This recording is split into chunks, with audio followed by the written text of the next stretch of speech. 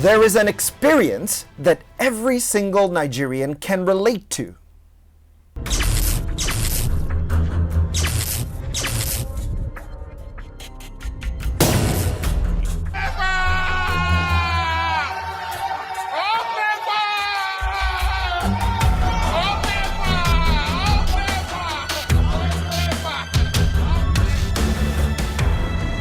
Electricity generation in Nigeria began in Lagos in 1886 with the use of generators to provide 60 kilowatts. In 1923, tin miners installed a 2-megawatt plant on the Kwali River. 6 years later, the Nigerian Electricity Supply Company, a private firm, was established near Jos to manage a hydroelectric plant at Kura to power the mining industry. Then, another private enterprise was established in Sapele by United Africa Company to power the activities of African Timber and Plywood Company. Between 1886 and 1945, electric power generation was rather low, with power provided largely to Lagos and other commercial centers such as mining industries in Jos and Enugu.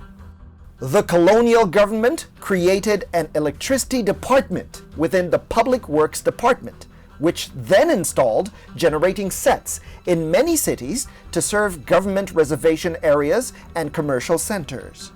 In 1950, the Legislative Council of Nigeria began moves to integrate the electricity industry when it enacted a law to establish the Electricity Corporation of Nigeria, with the duties of developing and supplying electricity. ECN took over the electricity sector activities within the PWD and the generating sets of native authorities. In 1951, the firm managed 46 megawatts of electricity. Between 1952 and 1960, the firm established coal-powered turbines at Oji and Ijora, Lagos, and began making preliminary plans for a transmission network to link the power-generating sites with other commercial centers. In 1961, ECN completed a 132 kV transmission line linking Lagos to Ibadan via Shagamu. In 1965, this line was extended to Osogbo, Benin, Ogeli to form the Western System. In 1962, a statutory organization, the Niger Dams Authority, was formed to build and maintain dams along River Niger and Kaduna River. NDA went on to commission a 320 megawatt hydropower plant at Kainji in 1969, with the power generated sold to ECN. In 1972, NDA and ECN merged to form the National Electric Power Authority, NEPA. NEPA was the major electricity firm in Nigeria until power sector reforms, which began in 2005, resulted in the creation of the Power Holding Company of Nigeria and later privatization of electricity generation and distribution. In 2014, the sector was privatized with 3 groups having the responsibility of providing power. Energy is a key source of economic growth because many production and consumption activities involve energy as a basic input. Energy is one of the most important inputs for economic development. From a physical viewpoint, the use of energy drives economic productivity and industrial growth and is central to the operation of any modern economy. Energy is responsible for at least half the industrial growth in a modern economy, while representing less than 1/10 of the cost of production. Some analysts argue that growth in energy use directly causes growth in GDP. For this reason, the Tertiary Education Trust Fund has locked in on energy as one of the thematic groups of its Research and Development Standing Committee's work, in addition to being a critical subject for TETFund Centers of Excellence. The Executive Secretary of TETFund, Professor Suleiman Elias Bogoro, explains why energy is essential to the paradigm shift. I mean, is there anything that we don't require consistent power? I mean, that is very obvious. And for power, from electric to all renewables power sources, I mean, solar in particular, as it were, in the northern part of the country where there is more of, consistent sunshine. We want to harvest it for maximum utilization for purposes of generating power, for the beneficiary institutions. You want to be sure that your ICT unit, the power is there, the laboratories. There are some experimentation that if light goes off for 48 hours, the whole experiment has been messed up. You better imagine that. And then, like I said about vaccine, the storage of vaccine requires, prescribed temperatures. And in most cases, below zero, far below zero. And especially for Pfizer vaccine, you're talking about minus 70, as it were. And it's for other vaccines that may not be as low as that. But look at it, if you don't have regular power supply, that is a problem. But more importantly, like I said, looking at the options of renewable energy and consistent with environmental prescription, climate change requirements and all. Professor Abubakar Sambo is the chairman of the Energy Thematic Group of the TETFund Research and Development Standing Committee. He gives an overview on the state of Nigeria's power sector. The power sector in Nigeria is very epileptic at the moment. Number one, you have a population of more than 200 million, and the power sector that is available for this huge number of Nigerians is at best about 5,000 megawatts. And this leads to massive load shedding all over the Federation. And so many Nigerians, overwhelming majority for that matter, are not happy with the power situation of the country. So TETFund set out through our thematic group to see that in the years to come, a lot of projects and programs that touch on research and development will come up with outputs that at the end of the day will help improve the situation of power sector significantly. The electricity sector in Nigeria generates, transmits, and distributes megawatts of electric power that is significantly less than what is needed to meet basic household and industrial needs. 2012, the industry labored to distribute 5,000 megawatts, very much less than the 40,000 megawatts needed to sustain the basic needs of the population. This deficit is also exacerbated by unannounced load shedding, partial and total system collapse, and power failure. To meet this demand, many households and businesses resort to purchasing generating sets to power their properties. This source of energy provided 6,000 megawatts in 2008. There are several levels of comparison. If you take the average sub-Saharan Africa, when I say sub-Saharan Africa, I remove North African countries. North African countries at the moment, they have near 100% electricity access. But if you remove them, then the sub-Saharan Africa, they have average electricity consumption of about 500 kilowatt hour for each sub-Saharan African.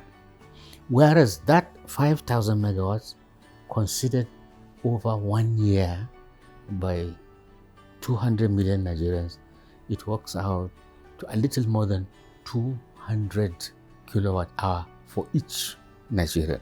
So you can see we are just about 40% of the African average. Indeed, if you take the sub-Saharan African average of 500 kilowatt hour for Nigerian situation, we will need about 11,500 megawatts. If we are to be at the level of sub-Saharan Africa at the moment, not 5,000 megawatts, we should be having about 11,500 megawatts. Now, to push you further, to tell you further, if you take the world average, and these are figures that are computed and publicized by International Energy Agency, which is a powerful body that does a lot of energy analysis. IEA says that the world average electricity consumption per capita is 2,600. If you apply that to the Nigerian situation right now, 200 million Nigerian world average, it will culminate into a figure of about 59,000 megawatts.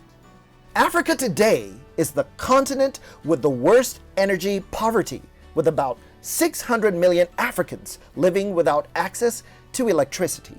IEA in 2009 puts the Nigerian energy access rate at 62%. The top 12 African nations that have much better electricity access rates are Mauritius with 100% access, Tunisia with 100% access, Egypt with 99.8%, Algeria with 99.1%, Morocco with 99%, the Seychelles 99%, Cape Verde 61%, South Africa with 94%, and Gabon with 92%. Others are Eswatini with 90%, Ghana 85%, and Kenya with 85%. To catch up with these neighbors who have left Nigeria behind, we will need to fund and strengthen our energy R&D institutions.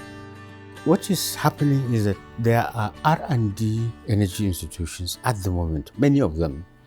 There's the Energy Commission of Nigeria, there's the Nigeria Atomic Energy Commission, there's the National Agency for Science and Engineering Infrastructure, and so on and so forth. But what is happening is that the outputs, they are doing good works. The outputs are not taken up for mainstreaming into the economy. So that's why it looks as if they are not effective. They are doing good works. But that triple helix aspect from the research institution into industry, the missing link is missing, which is why we think TETFund's intervention is going to work, because there will be deliberate effort to get the products of these research institutions to be absorbed into the economy through industrial production. So that is the missing link that is not there. But aside from that, there are quite a number of activities that need to be undertaken. And what the thematic group I'm heading has done is to group the R&D activities into three. The immediate ones that we think should be conducted as soon as the Research and Development Foundation is set up to a maximum of 1 year. Then the medium-term ones, the ones that should be undertaken between 1 and 3 years, and the long-term ones that should be taken between 3 to 5 years. There are quite a number of activities that need to be done, which we think, the first one, there are some powerful planning documents that some of these research institutions that I mentioned were supposed to do, but for years they have not been able to do. So we think within a matter of months, with the seriousness of the TETFund idea, we are going to have stakeholders, not necessarily energy thematic group. We invite others from the institutions that I mentioned to come, we sit with them, we develop those documents. Then there are other strategies that could be taken up immediately, like issue of combined cycle gas turbines. What is it that is bedeviling them? Then the issue of off-grid mini-grids that could be done right away. In fact, there are some technologies like nuclear modular reactors. There are small nuclear reactors that could be deployed quickly to start producing electricity. So what we do research-wise is like industry research. We brainstorm, we ask, we check, and we find the best way to do. Look at what other countries have done, how they've made it. So these are the quick wins. We think they are the low-hanging fruits. Then the ones that require more detailed study, in fact, we may even use laboratories to check. Those are the ones that we'll do between 1 and 3 years. And the ones at the very end will be the ones that are very long term, like the studies to ensure nuclear power comes upstream. Nuclear power is a bit of a long thing. Then we need to check everything that we have done in the first term, that is the short term, the medium term, through the standard technique of assessing strength, weaknesses, opportunities, and threats. That's SWOT analysis. And what we see, we now plow back into the R&D activities. For Nigeria to meet its lofty targets, a power generation mix is required. The Energy Thematic Group visited existing power generating plants across Nigeria. Visits were made to some organizations in the Nigerian energy value chain to, among other things, understand their operating environment, to identify their strengths, constraints, and opportunities, to appraise their conformity or otherwise with the triple helix model of industry, government, academia partnership, to identify the bottlenecks and critical paths in achieving the triple helix model, and finally, to identify their research needs that could be attended to by research institutes. We visited the hydropower plants, all the big ones, the major hydropower plants at Niger State, Kainji, Jeba, and Shoro. We visited the largest thermal power station in the country at Egbe, whose nameplate capacity is more than 1,000 megawatts. Then, like you correctly mentioned, we visited the solar. There's a solar plant here in Buari at the Usuma Dam. Then there are several solar plants in the country, in Katsina, in Kano. We all visited them. There's a wind turbine that has been pipeline for quite a while, 10 megawatts wind plant in Katsina State. We also visited. Then we visited 2 research centers out of the existing ones. There are several. We visited the Center for Energy Efficiency and Conservation at the University of Lagos. We also visited the Center for Energy Research and Training at Ahmadu Bello University Zaria. That in Lagos is handling all energy types but targeted to energy efficiency and conservation, while that in Zaria is nuclear energy based. In fact, the one in Zaria, they have a miniature research reactor with which Nigerians can learn the details, the workings of a nuclear power plant. That is then the center in Lagos is strategic because in energy supply and consumption, entrenchment of energy efficiency and conservation concepts could lead to a reduction of up to 40%. So it's like 40% of electricity generation not done or saved. Or in other words, you save 40% to energize other places that are not yet energized. So that's why they are very important. So the visits we did were very good. They reminded us of what we knew and even showed us a few things that we were not aware. And I think it's very healthy so that by the time we get cracking in terms of research and development, we'll have some of these things that we have seen fresh in our mind. What is the way forward for electricity supply in Nigeria?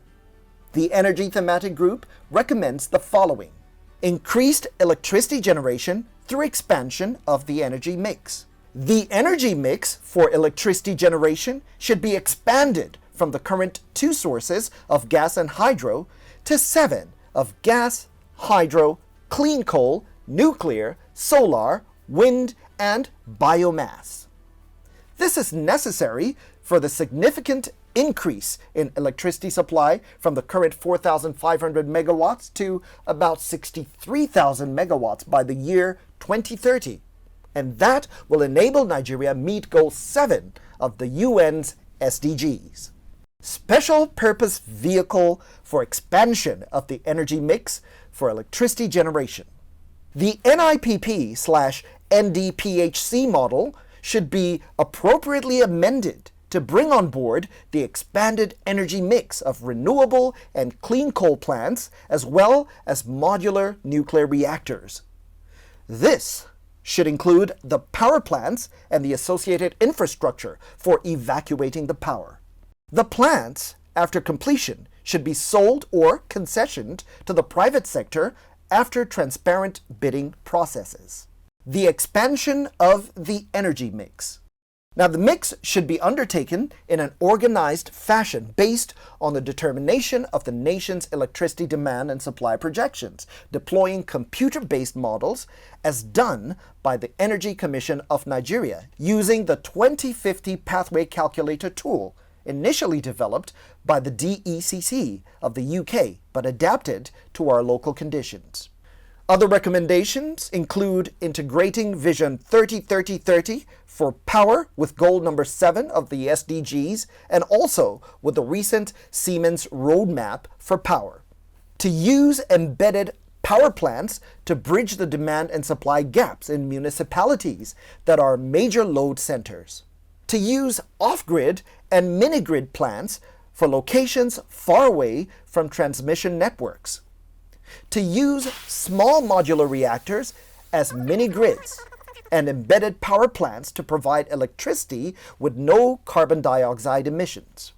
The provision of gas and other fuels. The numerous gas fields of the nation should be developed to ensure that the nation's gas power plants, which are the majority of the existing power plants, get the quality and quantity of gas they need. Also, arrangements with the relevant MDAs and indeed the private sector should be made for the provision of coal, uranium, and biofuels for future power plants, so that when the plants are ready, there will be no delays due to a lack of needful fuels. Government should also hold investment summits to get the private sector to better understand Nigerian terrain and to get a clearer picture of the economic potentials of the Nigerian electricity market. There should be an entrenchment of energy efficiency and conservation. Local production of spare parts and power plant components are very critical. And prompt arraignment for energy thefts. Anyone caught dealing electricity supply components or doing illegal connections or bypassing meters should be promptly dealt with in line with extant provisions.